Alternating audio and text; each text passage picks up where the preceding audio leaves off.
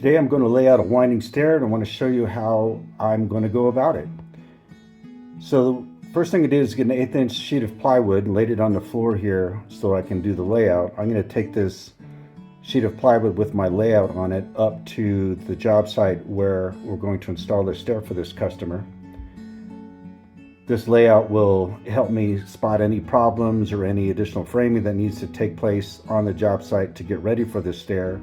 And that way, if I need to make any adjustments, I can make those marks on the layout, bring it back to the shop, and we can fix things and get everything ready to go before we get out here.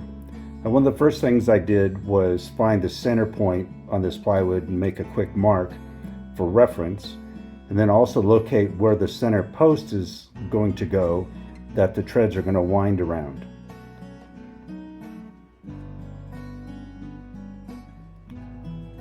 This tread has this staircase, has a winding section that's going to incorporate 9 treads within 180 degrees.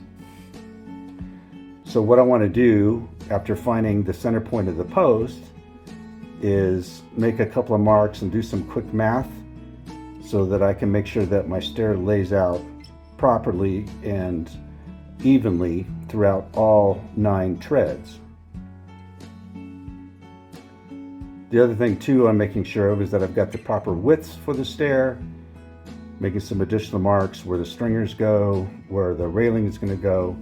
Some of those are not important now, but will be important later. So it helps if you can make as many of the marks necessary for the entire stair early on, so you don't run into a problem and back yourself into a corner. So here I'm marking the outside edge of the stair, where the stringer goes on the inside, and I'll do that on the other side as well.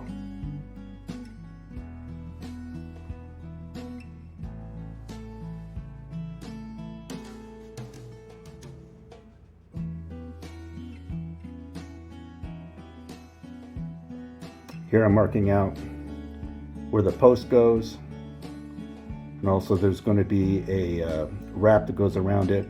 Now I'm marking the bottom tread, actually bottom riser of the winding section. There's actually 3 more treads that go in front of that, but for all I'm interested in here is this layout for the winding stair.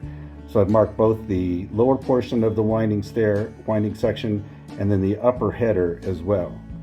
I'm going to swing a radius here at 36 inches because that's what the customer wanted. Actually 36 plus the thickness of the post.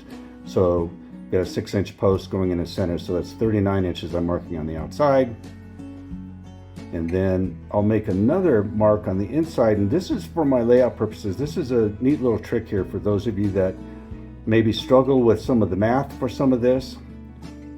So I'm going to swing an inside radius here off of my center point at 12 inches.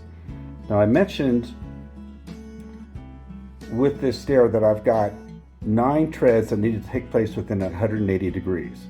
So I just took an arbitrary number. 12 or a foot radius is a pretty good starting point because it gives me enough that I can work with.